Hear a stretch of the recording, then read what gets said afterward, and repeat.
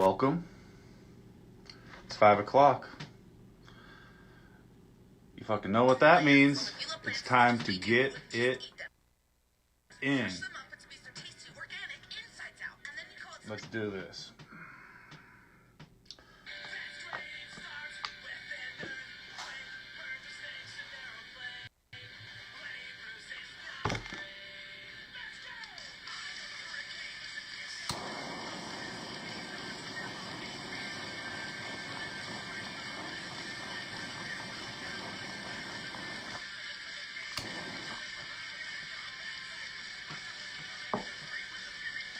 I'm gonna make a drink for you today. Welcome to Farm to Table Cannabis. We got a good show lined up for you today.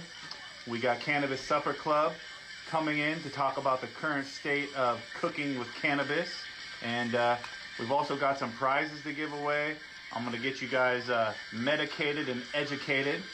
We're the only show offering edible reviews, news, cannabis reviews, and hell, we might even show you how to make a cocktail every once in a while. So I'm gonna do a little smoky old fashioned. Get my head where it needs to be before we start this interview. You know, it's been a wild couple of weeks. We've been trying to make a way out of no way, as you say. Everything in this world has seemed to get a little bit more complicated than we're used to. But we're here to help you get through that with a cocktail and some medicated recipes. So a big shout out to Chronic Elixir. They're gonna help me put together a nice cocktail. So what I got is a nice smoked glass. Add a nice cubed cocktail, if you will, a cubed ice cocktail. And anything worth doing is worth doing right. So we've got that sugar on the lemon. We're going to put a little drip of some bitters in the glass. I like to use Campari, one of my favorite bitters. And then just to kick it off, check this one out. A little bit of that Chronic Elixir too, just so that I'm on the same level as Cannabis Supper Club Mark when he comes on to talk to us in a minute. But yeah, like I was saying, we're the only show offering you edible reviews, demos, and interviews with the top names in the cannabis industry. I'm gonna add a little extra bitters to that lemon. Drop that lemon inside on top of the ice. Got some Buffalo Trace because, hey, I like it. And it's good. They don't sponsor me, but I drink it. And we're just gonna give that a little minute to sit there, soak up that smokiness. And while you sit back and relax and get ready to get educated and medicated. So I know everyone's trying to make it through the cooking world right now. It's been a little rough, to say the least, right? We got restaurants shut down across the nation, and everyone just trying to, stay active and do their home cook thing. So we're gonna try to make you laugh. We're gonna go over some memes. We're gonna talk about some way people are doing things to entertain themselves in this world, and some way people are cooking at home to keep themselves medicated and educated when it comes to cannabis cuisine in their own kitchen. So I'm going to start off with some news. As always, we like to get into some news right out the rip. And there's lots of news going on in this world right now, and we're going to go all the way out to Disney World for this one. You guys remember the grandma who got caught with the CBD at Disneyland, and they arrested her? Well, the grandmother that was arrested is suing Disney. And everybody knows it's scary to go up against the mouse. Very few people sue the mouse and win.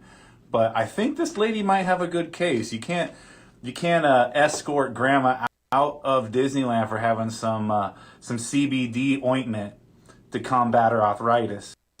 That's a crazy world we're living in when grandma gets taken down by the mouse. So big ups to you, grandma, for going after them and making sure that you find out that your CBD use is not going unheard, and you can be an advocate for it, and you didn't even know it. All you had to do was show up to Disney. And then I'm going to go over to Thailand.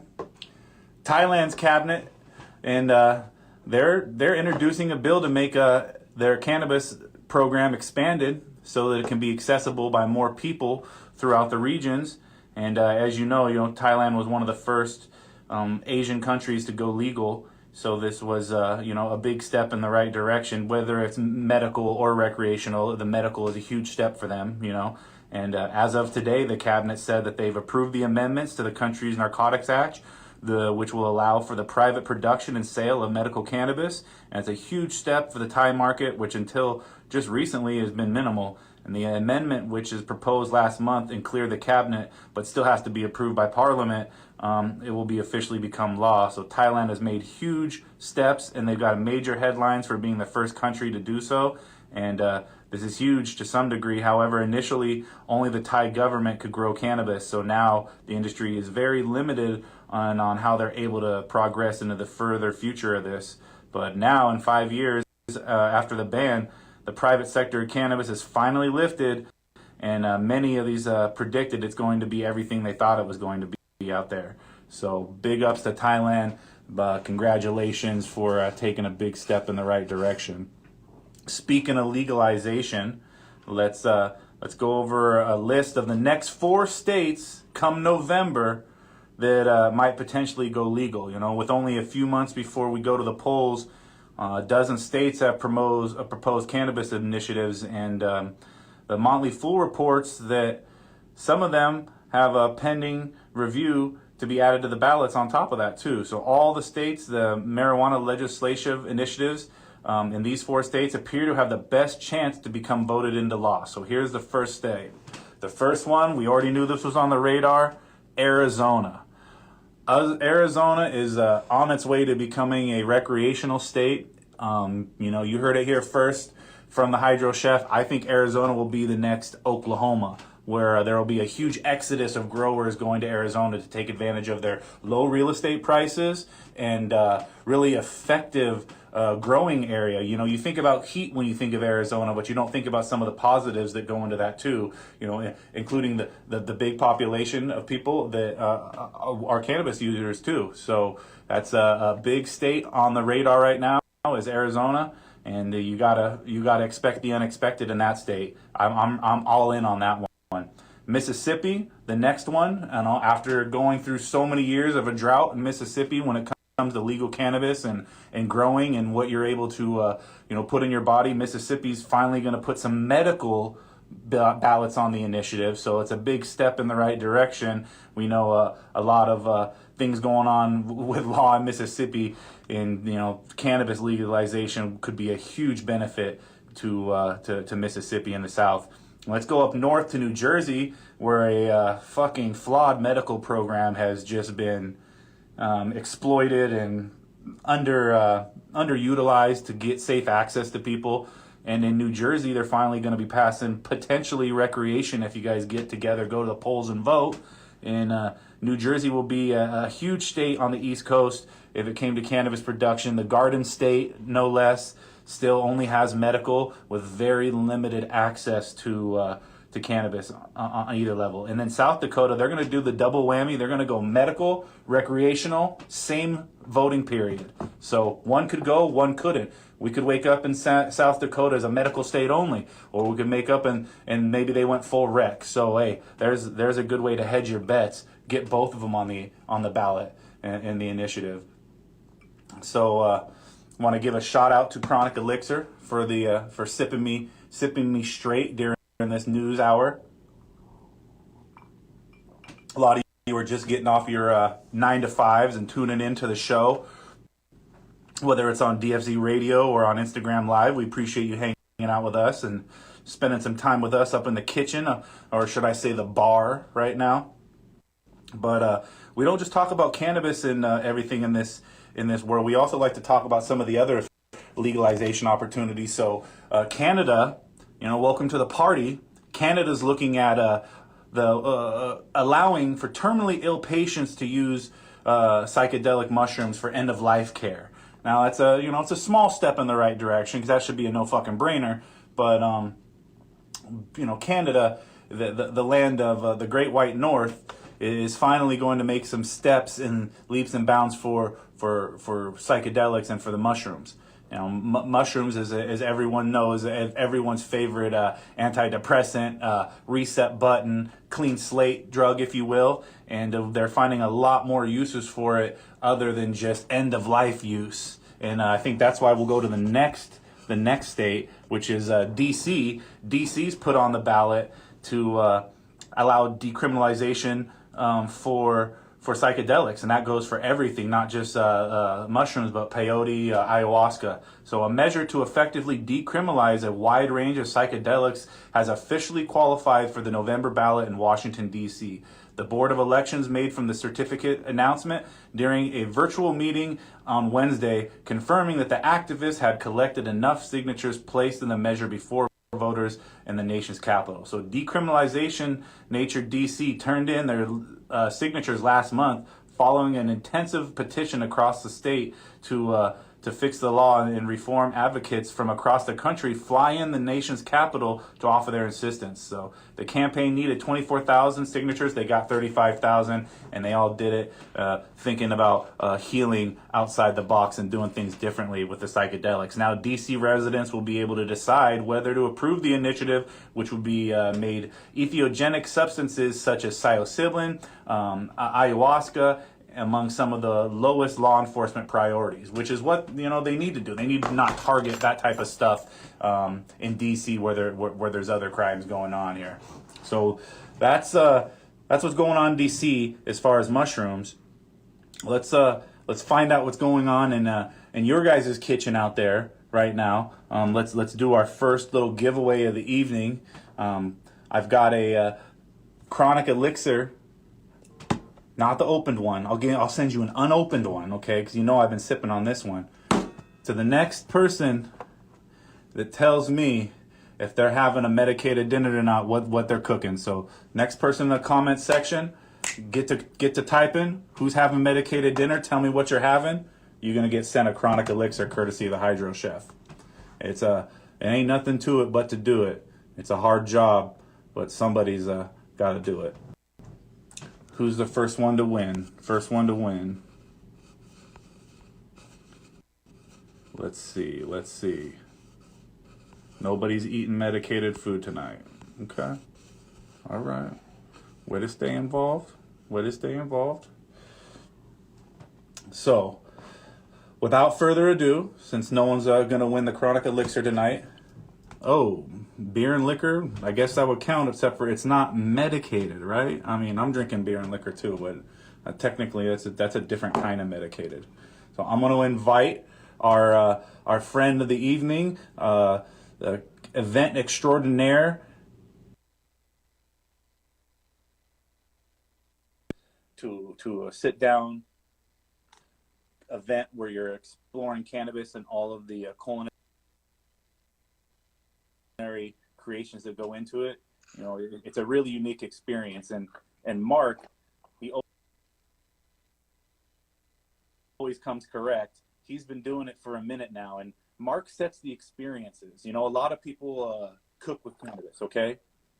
A lot of people know people that cook with cannabis, but very few people are able to bring together the experience with the education along with the food. So with everyone, let's welcome Mark from Cannabis Supper Club to the Farm to Table Cannabis Show. This will be our first. Thank you. This will be our first virtual meeting. Usually we're doing things in the studio, getting litter than shitter higher than giraffe's ass. But we're gonna have to stay lit together in this virtual setting. And we can do it. For everyone that hasn't seen Mark's first appearance on the Farm to Table Cannabis Show, and he's been doing this for many moons. Like we go back, and I think your first event was in Laguna in 2017. Is that correct? 2017, yeah, Laguna Beach. So I mean, over 30 years now. You look at that now, and you think about 2017 and who was cooking with cannabis and doing events back then. There was a list about this freaking big, okay?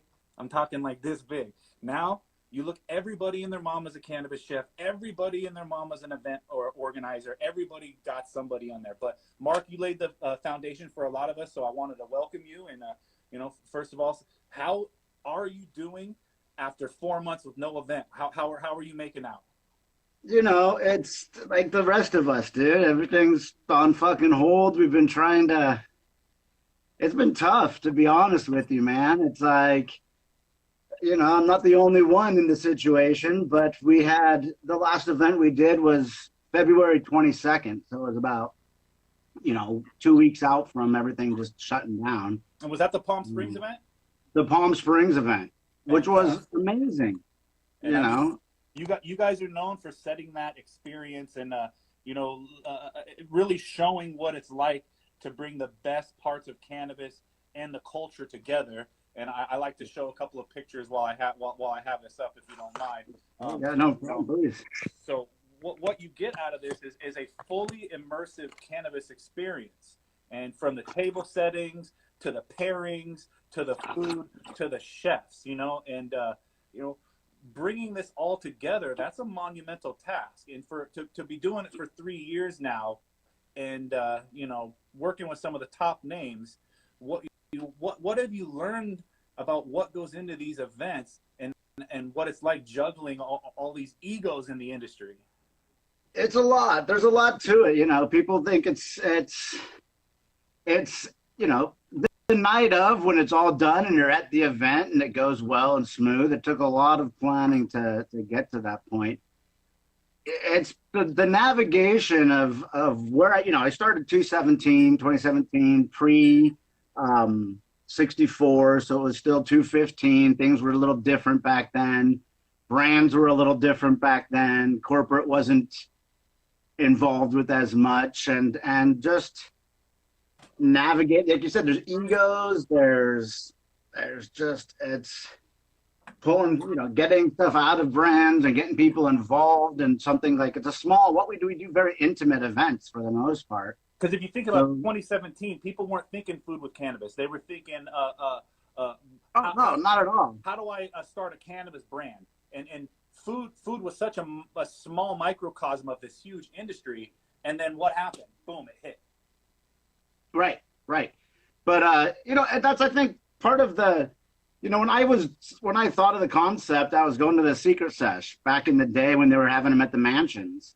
And like in Burbank, not even mansions, like nice houses in Burbank in the hills and stuff. Shout out to Tim for doing it right. Tim's the man, dude, for sure. And it was just the sense of community was there. And that's really what kind of like brought everybody, I think, together. I mean, there were dope deals, good brands, good shit going on there, but it was really like the friends in the community that you created. And my background of being a chef and working at kind of high-end places and enjoying going out to those fine dining, chef menu tasting productions and events, thought that, what a great way to bring the two worlds together. I mean, there's a lot of stoners that love really good food and a lot of foodies that really, that may not be major stoners, but enjoy to smoke now and again. And let's you know go what into I mean? that too, because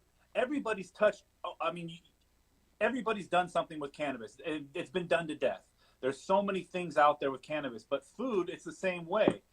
There's very few new things coming with food. So when you take two areas that have barely just scratched the surface on and combine them together like that with cannabis culture and the cannabis cuisine, you're really starting able to open people's eyes to new experiences and things. And that's what Cannabis Supper Club I see has been all about, is those experiences, very culture oriented. It's very culture oriented.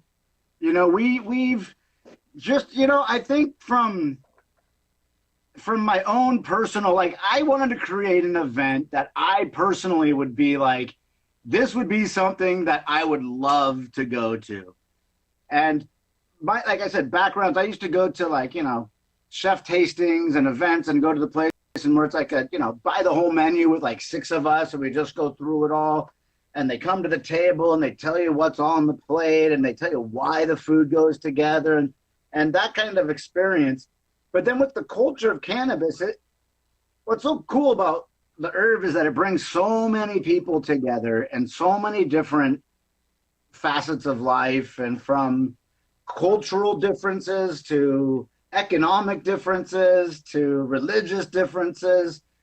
Cannabis can bring people together in a really cool way. And I think that food does the same type of thing with people, It's the great bring them communicator. together.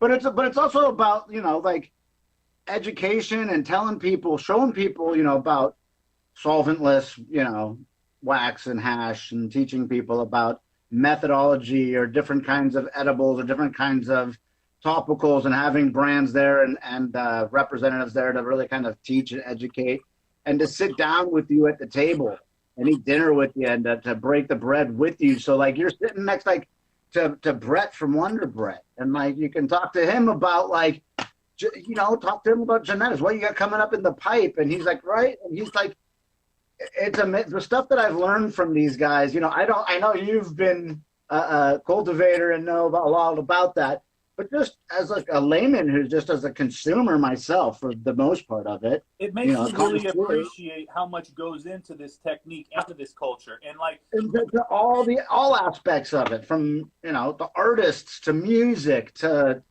the herb itself to the food and the way things can connect and all that kind of stuff. So that whole thing, that great like mixture of everything, creates this like amazing energy behind it. And I think that the reality that it comes from a place of like, I'm not doing this to make money, you know, like I it's want to good kick to it with make, cool people and eat good food and enjoy you know, it's the good. people I'm around, and that's why one of the things, your events are exclusive, and there's a reason for that.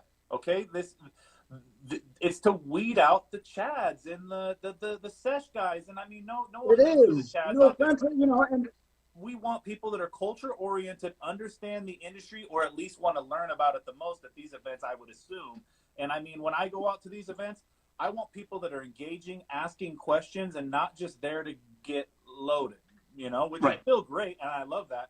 But that's something that you've built into these events. Anybody could do a cooking event. Anyone could do an event where you sit down and eat together. But very few people can help you, like you said, bridge the gap of communication.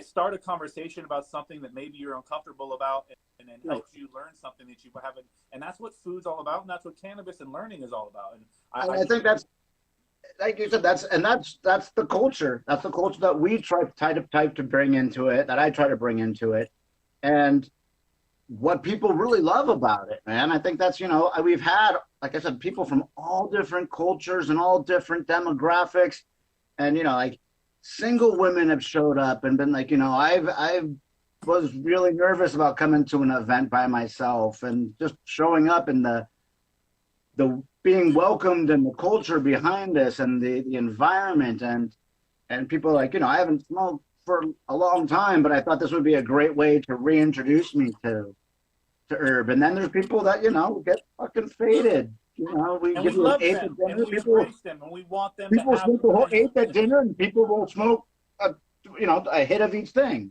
You know, so it's. But what you've done is you've given a safe place to learn and a safe place to consume. Now let's take it back to 2017 in June. One of the very first partners, one of your very first people that you guys have worked with and teamed up with this event, and that's Wonder Bread. And there's a reason why those flavors are not just renowned, known in California, but world renowned. Oh, yeah. For their flavors and their ability to choose the right product pairings with foods too. They're getting a reputation for that. So let's go into your partnerships and how you're able to choose the right people to work with, like the Joe Sassos and whatnot. Right. So that's a big thing. People ask me, like, how do you pick? Who do you pick? How do you do?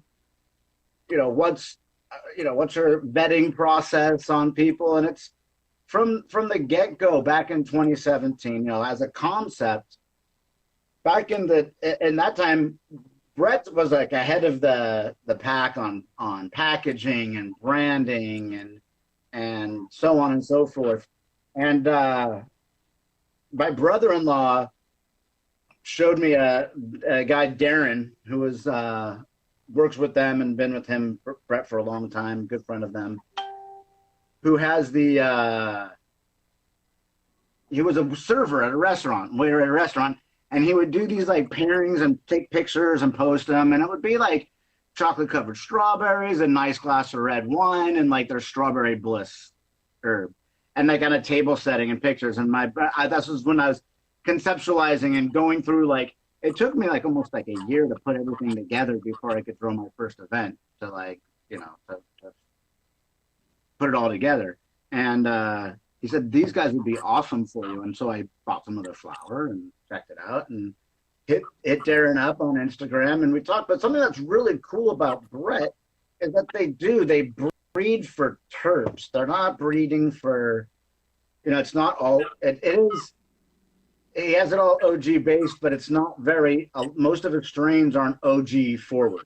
I mean, let's get it right. It's still a business, and OG's still king. Everyone fucking King. Everybody wants the OG, and well, Brett's one of the original dudes that had the OG strains. One of those classics. His OG's like the real deal. So, well, when it says it's OG, it's real OG, and not that fucking watered down, mixed with cookies, crossed with Blue Dream. Got the little fucking Skittles in there, Chad, bro. So you're selective because you work with people who know the flavor profiles, know their plant, and know their genetics to the full potential. And that's what helps you make good creations when you're putting together these events. It's talking to the guys. It's like just getting on the phone. And there's brands, there's a lot of brands that I've worked with probably 5 or 6 different brands over the course of this. And some of them have been great relationships. Some of them have been kind of, it's egos, like you said. There's lots of that gets into the way of stuff, and people, well, and that's what's down to it. To become a cannabis chef, you have to first be a chef. If you're not a chef, you've got to go back to the drawing board. You've got to learn your mother's sauces. You've got to learn your techniques. You've got to crawl before you walk. And people get mad because, they don't respect me. They don't show me my worth. Like, it's not that it's because you're not a chef, but chefs want to see you prove yourself. And there's a work ethic that goes in this. And there's a reason why when you're in culinary school, you get your butt kicked for the first. Right, dude. It's we've been there, and it's like, I know, and that's another thing is that I don't do the cooking at the events. I'm a trained chef myself. I've worked in some of the best restaurants in Orange County, but I also know that if I was what I'm capable of and putting out and putting my name on and what I would want as an experience are two different things. If that There's makes a difference sense. between passion and profit. A lot of these chefs, and I love everybody in their own right, and they bring a lot of things to the table, but a lot of chefs are out here for a profit and not really furthering a passion for the culture. Right. And like I said, from experience. From my standpoint, I never did this. I mean, yes, it's a business, and yes, I've spent 3 years trying to make it a profitable business, and yes, it's nice to make money. But even we charge a pretty penny for our events, and it's not just because I'm charging $250 to $300 to throw an event, that doesn't mean I'm making $250 to $300 off these tickets to do it. But it's the passion and the chefs, like you were saying, and how you pick the chefs and how I do. I come from, classic culinary trained. I worked in some really great restaurants. I have a lot of really great chef connections. I know a lot of chefs who like to smoke herb. I like to say I don't use cannabis chefs, and I put like the quotes around that because we know cannabis chefs and the whole, like we were just saying, and I don't like to spare any of that. And there's a whole spectrum of people that love all different kinds of stuff. So it's great to have people in all different places for everybody. But when you have a classically trained chef with a culinary background based on the fundamentals in French cuisine, and then you add cannabis, there's a certain amount of elevation that gets added to your cuisine. When you take a home chef and you add cannabis, it complicates things. And nothing against cooking at home, but there's a difference between catering and finer dining. Right. And that's another thing too, is that was an adjustment because I come from fine dining, and going into catering per se is kind of, these pop-up events are somewhat of like a catering event. And we've popped up at places that don't have, like the place in Laguna Beach didn't have a kitchen. So we had to bring in our own ovens and bring in the tables and bring in all the setup to cook everything and to make it all heat lamps and all the, that kind of shit to put everything through. So it's a different, and plating, doing, 7-course plated dinners for 30 people out of like a home kitchen. At how much? At how much average for an attending one of these events? I'd say probably about $250 is our average price. Well, I want that chef to be classically trained at $250 Of course. cannabis or not. Right. No. Yeah. And like I said, we don't infuse the food with cannabis. We've done some like CBD infused cocktails. We would probably in the future we were looking into doing a whole bar program, and we're still kind of doing that. So where you could like CBD, THC cocktails to go along with. We've had at the last dinner we had I think it's the Rebel Coast wine. Oh yeah, brand. yeah. So we have infused drinks along with it, but like I said, for people they need to take into consideration, these are weed pairings, not necessarily infused food. You're pairing the cannabis with two reasons that I do that. Reason A is that I don't want to be responsible for dosing people. That's the bottom line on that. Like if I'm smoking herb and I'm getting too high, I could stop smoking, eat some food, come down a little bit, I'll be fine. If I'm eating edibles and I get overdosed, you're fucked. So I never wanted to overdose. I'm not a big edible guy myself, so that was it. Second reason is that I didn't want to affect the taste of the food of these chefs that have like gone through years and years of perfecting their craft and are putting everything on the plate for a reason and flavors for a reason to go with other things. And then you add cannabis into that and it changes the whole flavor profile of the food. I mean, I know there's ways you can do it that it's less but it's, I don't know. Well, that goes into it. That is my next question was what makes a let's just say tolerable. We don't even say a good, great. What makes a tolerable cannabis event to you, like a meal? How can someone make that something that is more enjoyable and instead of just a backyard sesh feel? I think it's just the service behind it, the attitude behind it, the love into it. I think that has a lot to do with it. From a consumer standpoint, I've been to a handful of cannabis dinners. I haven't been to a lot of them. They've all been good. They've all been enjoyable. I haven't had like a time where I'm like, oh, this wasn't like, these guys could have been different or what have you. I don't know. I feel like being authentic, dude. I think what some people do, which is it's not about me, and I don't cook for myself. I'm going to stop you right there, and I'm going to say something, and you continue your thought process. But yeah, people are me too. Me too. Look what I can do. Oh, they did it. Well, me too.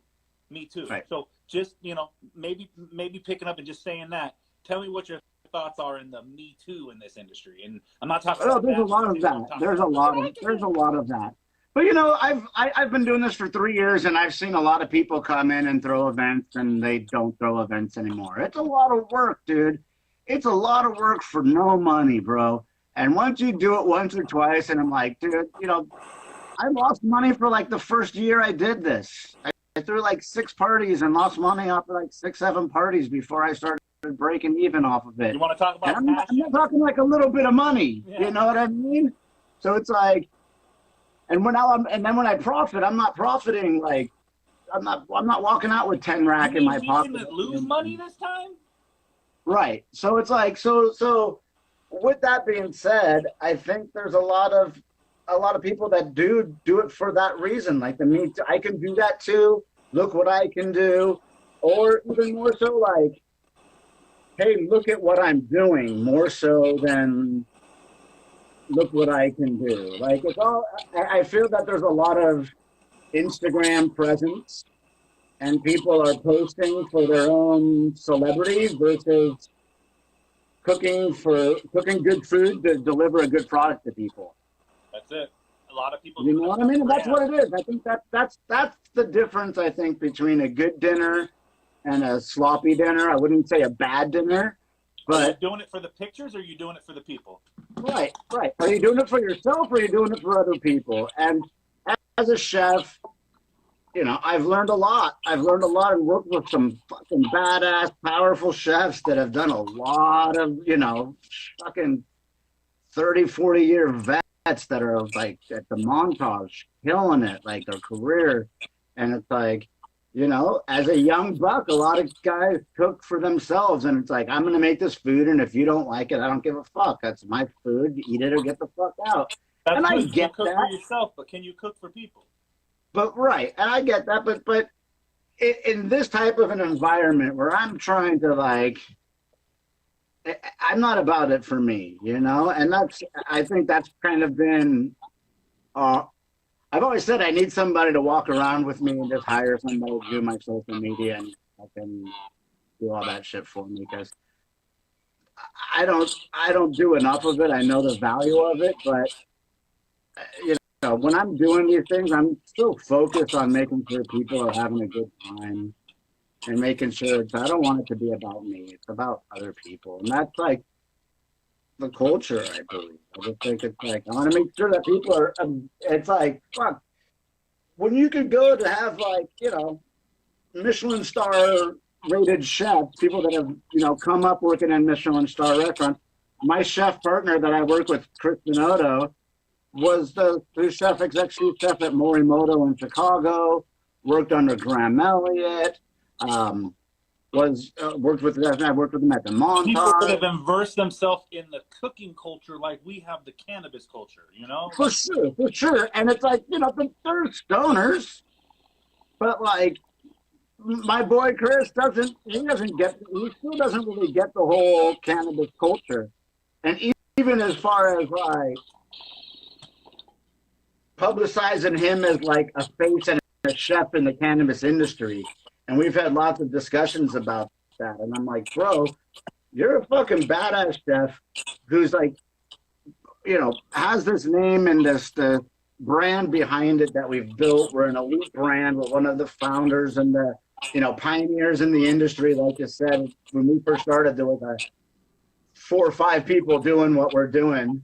And it's even a struggle, you know, it's hard to get the chef mindset into the cannabis. Well, because Mark, we come from a culture where, just like growing, we weren't told to work together. Right. We weren't told to have an ally. We were told to learn as much as you can about your craft because that dude next to you is going to slit your fucking throat. Come and fucking take your place, dude. You better, right? Don't give your secrets. Don't tell shit. You know, keep it. The more kitchen culture I've applied to the cannabis industry, the more successful I've been. And it realized it's no fucking different in the sense of competitiveness. It's still just as competitiveness. But the thing about cannabis culture is it's living, it's breathing in the same sense that the cooking industry is, but it's on a completely different self-sustainable mode. You look at, it's been ordained a necessary business. Okay? Right, for sure. And meanwhile, chefs like you and I and our friends in the industry, they have nowhere to go and cook, nowhere to hone their craft but their own kitchen. None of that feeling, and you can feel this when I say this, the anxiety, the feeling you get, that high, you get high right before the kitchen door opens, right before you're in charge of all this shit that's about to either go right or go wrong. There are chefs that live off of that high. They don't even fucking do nothing but that and maybe a little heroin, all right? Like, it's just, that's the thing that keeps these chefs going. And without that right now, they're turning to the cannabis industry and private events. And I got to ask you, have you been able, and, you know, don't put yourself under any incriminating stuff, but have you been able to hold a private event during this COVID? No. We're talking to a few different people about doing a couple little things. I've personally been fucking low key. I'm right there with you. I watch too much. You know, I don't have a problem with it. I don't want don't want to. Very minimal. You know, I talked to my wife. I can do it. I've got people. You know, I've had. You know, I feel like I could probably put together an event and have a nice private event or a small, real small. Do it right, and social distance and mask and the whole thing. But it's still like I've just been scared to touch it, to be honest with you, dude. Like for my own safety, for other people's safety, there's too much unknown. Now, like I said, there's some things that, like, I've talked to a few different people. We're actually talking to a couple people right now. There's a farm down in Oceanside that has a garden that we're speaking to that might be able to work for some outdoor, socially distanced, private events, kinds of things like that. But I haven't, it's not, I haven't really been pursuing anything that hard. I've Let's put out just a say few it's little not a things, priority when people have to wear masks to eat your food. It's kind of having an event's not a priority. But at the same time, people are finding a lot of ways to get creative right now. A lot of people are promoting themselves in different ways, thinking 2021, 2022 even. Some of these motherfuckers are living in 2030 and shit. Shout out to mealclub.com. People doing things different out there. But, I mean, there's nothing going to be normal. We know that. Things right. Be We're looking at doing some kits. We're looking at doing a dinner by kit where, you know, we can so virtual dinner. Virtual dinner where we have everything set up for you. You bring it home, warm up in the oven, then, you know, the chef shows you how to plate, so you can plate along. It's not really cooking along because everything's pretty much cooked for you. You're just reheating and plating. Nice. Okay. For the dinner. Getting sponsor brands to get involved, doing Zoom meeting that way, so then you could do, you know, so they can talk about product. We can do gift bags. You can get the gift bag at home or delivered, however. You know, there's some ways we're looking at doing that. I'm looking at doing some, even through some license agencies and stuff like that. Looking at doing some like we're looking at doing some production and doing some film segments where we're bring in chefs and some cooking, like a cooking show. So, I mean, everyone right now thinks they're a home cannabis chef because of the quarantine. You guys are thinking about doing like the virtual thing like that. Do you got any tips for anybody at home trying to, trying to hold that small event, small experience for their significant other? You know, what kind of tips do you have for the home cannabis chef cooking at home? You know, for home, that's a good question. Home tips for home, just simple. You know, stay within your means. Don't try to go too far out. And that, you know, I guess it's all different for different people. Like I said, I don't do too much edibles. Pairings. Find the terp profiles. Look up different terp profiles and look at wine pairings and experiment.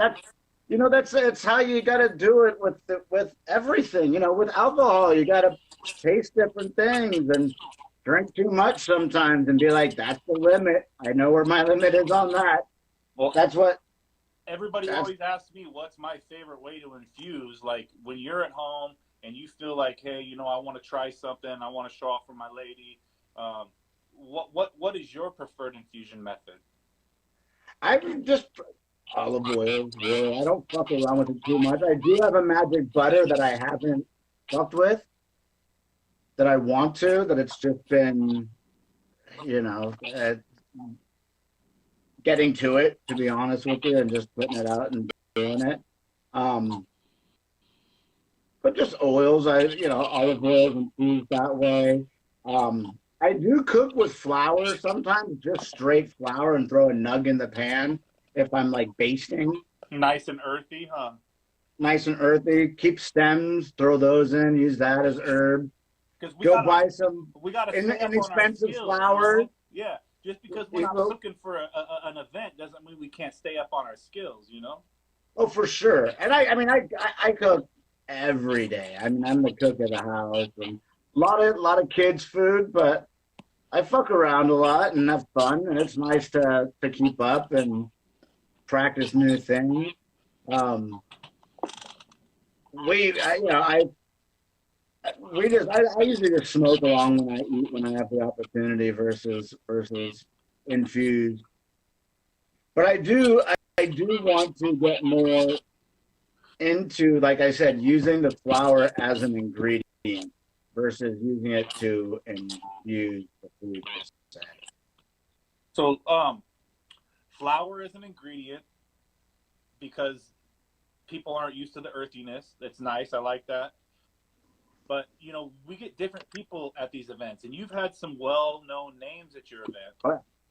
You know, what are some of the celebrities, if you can say, that have attended your events? And, you know, I'm sorry for putting you on the spot here, because everybody else, let me say this real quick before you say it. Everybody's all about the pictures at these events, right? You never take a picture with celebrities. You never post yourself in a video. You're like, you know, you're like the Suge Knight at the fucking 1998 Source Awards. If you don't want someone all up in your video, if you don't want someone all up on the stage, come to Cannabis Sup Club. Like, Right, pretty much. But that's, you know, from, like I said, it's cool. I like it. I mean, it's fun to have celebrities there, and but, you know, it's not, again, to me, we live in LA and Orange County. We see celebrities every day. Right. You know, it's not, I worked in the industry. I worked as a production assistant. I worked on sets. I worked as an art department and set design and set dressing. So I've seen some, you know, worked with some pretty famous people. We did stuff with Brad Pitt and Jennifer Aniston and all sorts of famous people. But that, you know, I'm not about getting into the pictures with everybody. It's fun. I'll post a picture of somebody that was at an event one time, or, hey, this is cool. But I just am honored that people are showing up. It's cool to see who does show up. It's really interesting. We've had a lot of like behind the scenes production, too, right? Like athletes you wouldn't expect. Athletes, well, you know, we had Scottie Pippen at one of our dinners, which was pretty amazing. We had John Sally showed up. We did a vegan dinner. John Sally showed up. John Sally, always supporting the cannabis industry, never Great turns his back. dude. Where other people get scared and they don't want to be involved because they're worried about what people are going to think about them in the fucking, you know, Tinseltown. John Right. Sally puts himself out there, like, And he's open to, like, I think he's open to help people in that space, in our space too. Like he gave us some great advice, and I'm sure if I hit him back up, he'd respond to me again. You know, it seems like he's a solid dude on that. And so, you know, I got to ask, since because, you know, we're playing hypothetical here and celebrities and all that, any historical figure in this world, who would you throw a dinner party for? Any historical figure, weed aficionado or not, if we were just going to turn them on to weed, think of a history figure right now. Who are they and how would we do it? Wow, that's a good question. Any historical figure? If you could jump in a time machine right now, go back and we grab them and just show them, all right, everything. Who needs to see and who do you need to learn from? It's an easy one. It's an easy one for me because I think about it.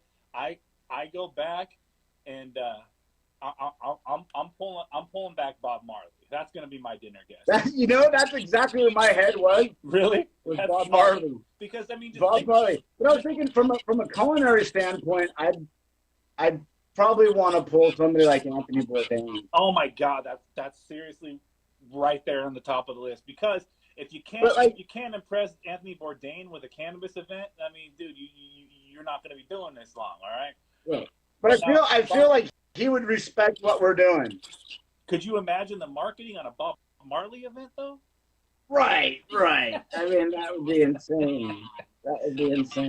All right, I had to go there. Sorry, I like to play around with some. No, it's funny. I was like, that's where I was gonna go. I was like Bob Marley, and I was thinking if it was anybody else, like who else would it be? But as far as like a cannabis event, he's the authority figure at the top of the list. I'm pretty sure that's up there. Yeah. And you know what? When it comes to cooking, it's Bourdain, in my opinion. You know, the guy who invented the phrase, "Oh, this doesn't suck." The nicest way of telling someone their food's okay, but it's not really what. Right. It doesn't suck. It doesn't suck. So, what's one of the most memorable events that you've thrown that really stuck with you? And I mean, I know you've got a lot of top-notch events, but what was the one that sticks with you? Like, God, we need to have a part 2. I'll give you a couple of them. The very first event was extraordinarily magical, just because it was like it was very surreal for everybody there. It was like the first time anybody had really experienced anything like that. We're talking pre-bong appetit. We're talking pre-fucking edible events. We're talking pre-everything. Bong appetit, I think it was like the middle of the first season when I was throwing it. Because I actually talked to Rye Pritchard about coming and was like excited that he was interested in what I was doing. Remember when all we cared about was getting those guys at our events? That was it, dude. And now, speaking of which, I got this right here. Hey, fucking Abdullah. But they're cool cats, you know. It's what I found is that it's like, if I may, I don't think they represented the culture, and in my opinion, they were too real for Vice. Vice wasn't ready for our culture. They weren't ready for us going out there free thinking, fucking aware to the social injustices, aware to the fucking cannabis community being hated on, aware to the hypocrisy of what is going on in the medical and recreational and fucking police. And it was by far the best cannabis and culinary show that they had. And we're still in my looking for opinion something like that to this day. We're still, I mean, Netflix can't recreate that feeling. That feeling in 2017, 2018, when everybody was about, we're still trying to find that. And I think this situation we're finding ourselves in with COVID, I don't know how it's affected you and your crew, but it's affected our crew enormously. And I think that it's putting people in that frame is when we mask off, if we ever go back to something like that, it's no more Mr. Nice Guy. There's so many opportunities out there right now.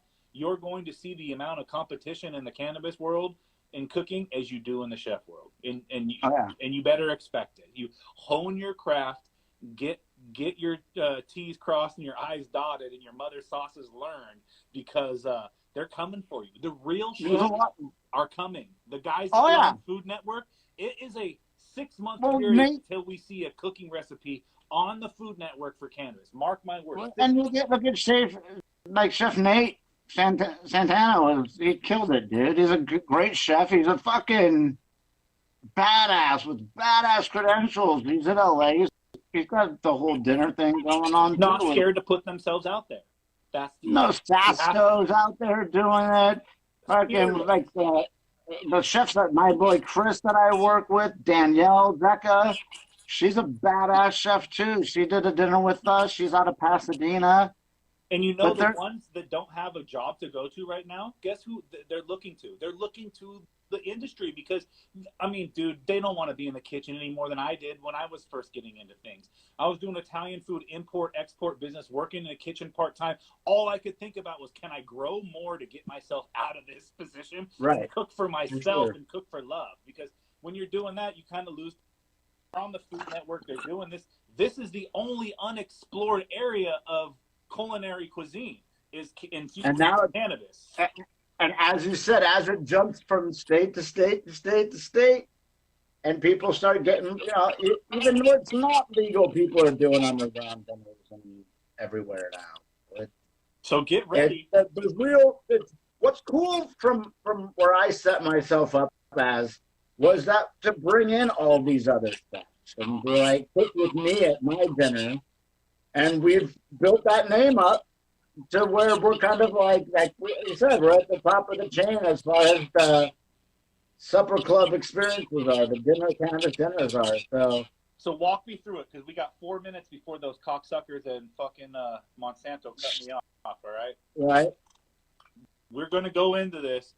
Someone walks into the supper club, the last one you did in Palm Springs. What's the first experience they see visually and smell and hear? So the last dinner we did in Palm Springs was a little bit different because it was a much bigger event. We worked with Fancy Magazine. But I actually really loved that concept and that style of event. A lot less intimate, but the dinner itself was still intimate off to the side, which was nice.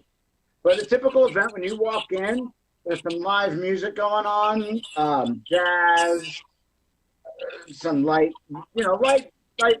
music going on, live music, brand tables set up, people smoking, enjoying themselves. There's some appetizers. Smell of Wonder Bread in the air.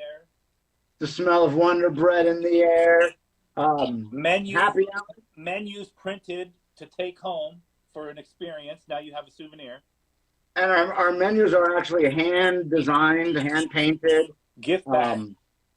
Gift bags that we give out are loaded. So you on a typical day, anywhere between about 150 $200 value out of a gift bag. Can you see the chefs cook? Open kitchen concept, family table, one big table, everybody is sat at the table. These things may change a little bit. But in the future, experience is what we can expect in the future still. We'll get back to that. But it's really it's a community. It's getting to know the people for about a half an hour before dinner, sitting down and breaking bread with people, and enjoying the experience of that. Smelling the food, watching the chef cook, smoking the weed with the guys that have grown the weed, smoking their own personal head fashes and stuff that's not released, having some of the best extract brands around, passing around rings at the table, lab station set up, hand rolls, pre-rolls going around. So it's a host who's walking you through each experience. That's the one. Each experience. Very few of these dinners, you created the host in the dinner thing. I mean, in my opinion, most people did cannabis events. They sat down and the dude at the head of the table talked. Right. And I think that's where people miss out, dude. That's where people miss out on the experience. Yeah, you employed a microphone, you put in a little bit of education, and then you brought in the culture. Those are the three winning factors right there. Can I hear you? Can I learn something? And do I feel safe in this culture setting? Right. And that's what we do. So it's nice. Feels good to be appreciated on that. It'll be exciting to get back to it. We're looking at doing some social distance tables where my wife's on here typing some good information. She's awesome. Hey, give a shout out to all the chefs below. This will live forever on Instagram. So let's give a shout out to all the chefs before they count us down. We've got 2 minutes before they cut us off. So yeah, we've worked with my main man Chris Spinotto, Chef Rocco. I've known him for years. Helped me design the concept. Done about 10 dinners with him. He moved to New York. We kind of bounced around. We brought in Joe Sasko, Daniel Zecca, Chef Cody Stortz. Fucking Food Network stars and shit. Food Network stars. That's this is Chef run-of-the-mill dude in his kitchen cooking cannabis and infused cuisine. This is a classically trained chef. Right. One thing that you're going to get with us, that I guarantee that you're going to get with our experience, is a very solid dining experience. You're not going to get, it's not going to be any, I don't want to talk bad about other people's food, but I'll just talk really good about our food and say our chefs come from some of the best restaurants in Orange County and Los Angeles and San Francisco. Top rated, Michelin star rated. These are food meccas. That's the thing. Meccas. People worked for,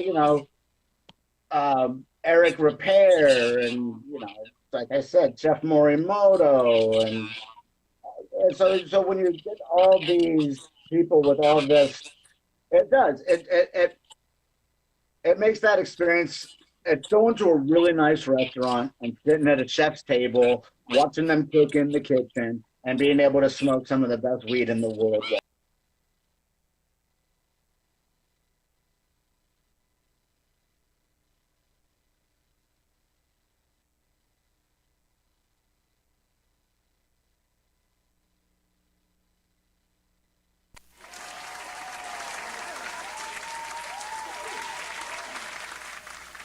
All right, you're listening to DFZRadio.com. That was Farm to Table Cannabis with the Hydroponics Chef.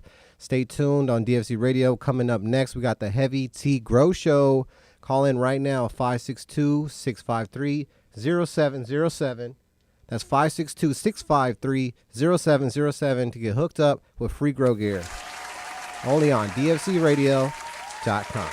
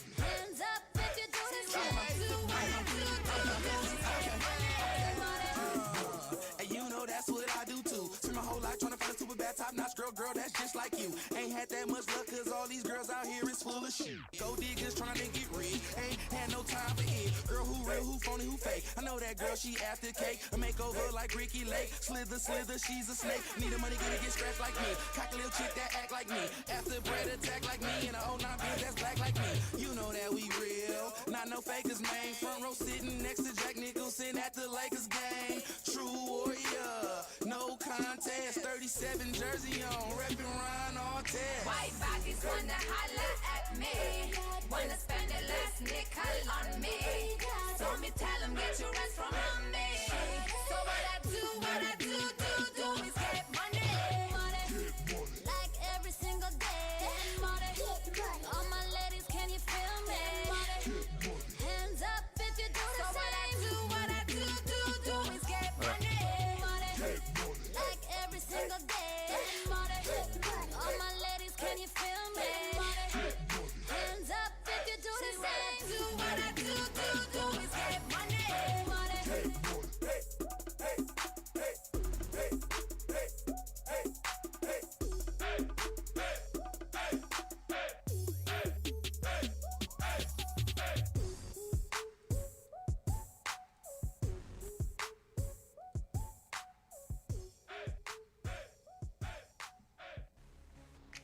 Call in right now, 562-653-0707. We got the Heavy T Grow Show coming up next right here on dfzradio.com.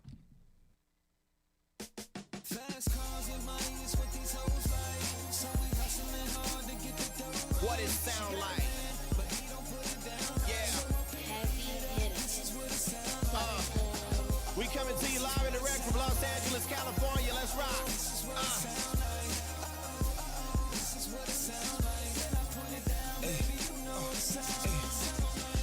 Dedicated to the most nominated. Me, Joe Beast, most frequent, underrated. Often most hated by you devils.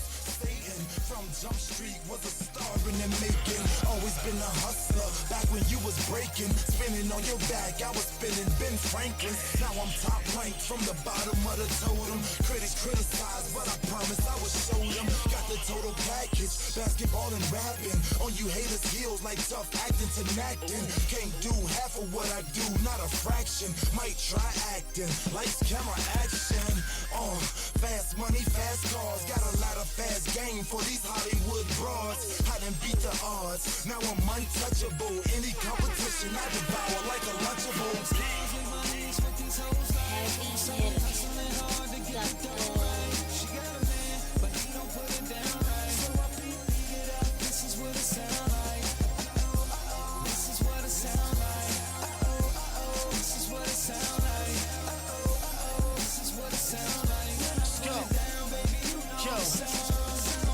Came from the mom's womb, pops caught a good nut. My life like a cartoon, I draw jewels to ice it up.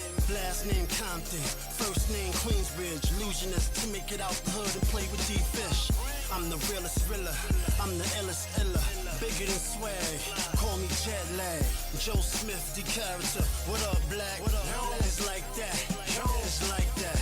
We doing it big, do it for the children.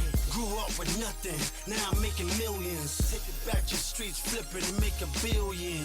Make $1 trillion, cop a couple buildings. You ain't really ready for me. I don't really think so, I don't really think so. You ain't really ready for me. I don't really think so, I don't really think so. DJ Valley Foul, I'm in the mix.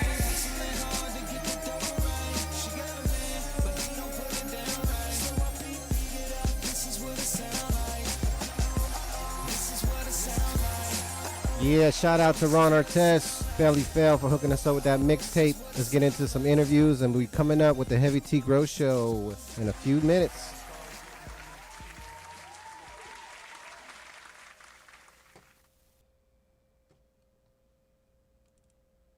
Oh shit, CannaCon 2017. I just got up to this booth that's got all kinds of stuff on the Crockett, Family Farms, Brother Grimm. It's like all kinds of things. What are you doing here? What's going on? So we're Seeds. Where are you? You're not even up by me. I can't hear you. So we're Seeds here now. We're an e-commerce store, but today we will have our collectible genetics. Collectible genetics. You guys got seeds? We do, actually. Crazily enough, Seeds here now. Seeds here now. And what kind of goodies do you have? I mean, what's the fire? The fire. So we've got our exotic. They were Breeder of the Year last year. We've got some of that. We've got some pre-sale going on our website at seedsherenow.com. A lot of triple OG crosses. Our Crockett's always popular. We got our Mephisto in if you're looking for your feminized autoflower, or your regular stock. Damn! I think I need a little some of that. Where's the seeds? I need some. Shower me with them. Throw them on me. Give it to me. Give it to me. No, I'm just joking. Okay. But seriously, if you guys want the highest, genetics, you guys got the best genetics around. Pretty high quality genetics, right? Fire? Quality. 100% guaranteed. You will be happy if you buy seeds from us. Guaranteed. There it is. You guys got feminized seeds, right? Feminized, we have autoflower, we have fem autoflower, we've got any kind of seed, every seed, all the seeds. We have all of them. Seeds here now. Seedsherenow.com? Correct. Seedsherenow.com. Go check them out, guys. We did in CannaCon 2017, Sonoma County Fairgrounds. Where were you? It's 420. I'm getting high as hell. That's what I did. I'm out. I'm Duff. I'm out. Thank you. Cool. Oh, damn. Look at what I just found. I just found Dope Magazine. I don't know what Dope Magazine's all about, but it's at CannaCon. It's that It's at that 420 show. I guess it's a dope ass dude's up on here. Who's that dude? Is that Ice Cube? This is Montel Williams. Montel Williams. And the game. And the game. Oh shit, the game. I was calling him Ice Cube, bro. The game is not dope. Ice Cube. That's dope. Yeah, well, they got the game up on there. Montel Williams up on Dope Magazine. I'm gonna talk to this girl when she's done here in a second. She's on roller skates. All cannabis related. All cannabis related. Looks like a. Oh dang! You could. The paper they print this stuff on is smokable. Yeah. What? Yeah, you could roll a joint with that paper. Hey, who has a whole pound right now? We could roll a whole pound on this paper right here. I just want to say, we got a pound. Come on, bring it. Oh, hey, Dope Magazine, what's up? Good. Happy 420. What's up with the? Is this what you have to wear? You got to wear roller skates when you come to Dope Magazine. We got a bigger booth than usual, so I thought I'd wear my skates and navigate the booth easier, and I can get around way better with like this. Okay, Dope Magazine. Here you are. You're on Heavy T's Grow Show right now. Well, not right now, but later on you will be on it. And Dope Magazine. What is Dope Magazine? Defending our plant everywhere is what Dope Magazine stands for. We're a cannabis culture and lifestyle magazine. We do lifestyle features on products, and we are an advertising platform for companies that are trying to reach cannabis audience. A lot of people love picking up our magazine, whether they're young or old. Well, I'll tell you what, I'm old as hell, and I just picked on those things up, and I look good. So you guys just get all these celebrities, and they come out and do some goods for you, huh? That is right. We pick up the dopest people and put them on our covers and in our pages, and we feature only the best things. I manage the Northern California region of Dope Magazine for content and take photos. Very nice. There you hear. What was your name? Ashley. Ashley, if I want to see Dope Magazine, can I go find it on the internet? Yeah, just visit dopemagazine.com. You can follow us on Instagram at Dope Magazine, Twitter at Dope Magazine, everywhere. Dope Magazine everywhere. What was your name again? Ashley Castro. Ashley, thank you for the interview. And you know what? Those skates are awesome. I love your skates. Cheers. And good luck out there, Dope Magazine. What? Dope Magazine in the house. Here we are, Canicon, Dr. Duff. I'm up in here in the Natural Enemies. What's the name of your company? Natural Enemies. I just said it, bro. Damn, I'm good, dude. I can read. That's Long Beach education at its finest. So, Natural Enemies. What the hell is Natural Enemies, dude? Do I just go get my homies and we go around and we just kick some ass? For the most part, yeah. Beneficial insects or predatory mites that feed on the pest mites that people have in their garden. So you have beneficial mites that you sell to the public for their garden to get. What is a beneficial mite? What does it look like? Well, you can see them with the naked eye pretty easily. Simply, we got pictures here to show you. But yeah, they feed on the pests that you have in the garden. There's no negative impact on your plants whatsoever. It takes the place of any chemical applications to your crop. So if you have spider mites in your garden, right? I'm going to go and buy my natural... Persimilis. Buy Persimilis. Buy Persimilis.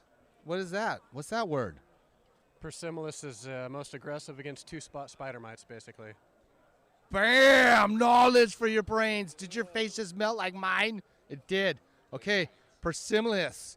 I said it right. I know I did. But anyways, check this out. They have spider mite, anti-spider mites. What are they called again? Spider mite predators. Spider mite predators that will go in and eat your spider mites. If you got webs on your garden, first of all, you're doing wrong because you got webs. And then you're going to need to get this Natural Enemies, bro. Word. Damn straight.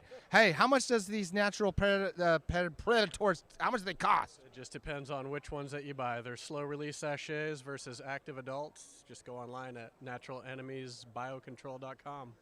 There it is, naturalenemiesbiocontrol.com. Check them out. How much would a small jar of some Natural Enemies cost you? $33 is a minimum, but you need to have a $100 minimum to place an order. There it is, $100, people, okay? And you know what? How much does a $100 treat? How big of an area? It's dependent. Dependent on pest pressure and the populations that you have going on. So there's nothing, no specifics that we can give you on it. So just get a big-ass bottle and just throw them out and let them go to business. Slow-release sachets are what you want to treat preventatively. You don't ever want to get to the adults. Damn straight. You don't want no webs up on your stuff because then you're just going to have to throw it away, right? You got it. or my buddy over here, he'll smoke it. Yeah, 420. Thank you very much. Natural Enemies, thank you for coming on the Heavy Cheese Grow Show. Thank you. Oh, dang, Dove Man. Where are we at? The Hybrid Creative? What is this? The Hybrid Creative is Northern California's premier homegrown creative agency for cannabis and hydroponics ventures. So, I mean, okay, what do you guys provide? So we generally start with brand strategy. Let's say we've got a farmer or somebody who's taking a product to market and they want to be able to differentiate themselves and not just create a good looking brand, but creating a meaningful brand.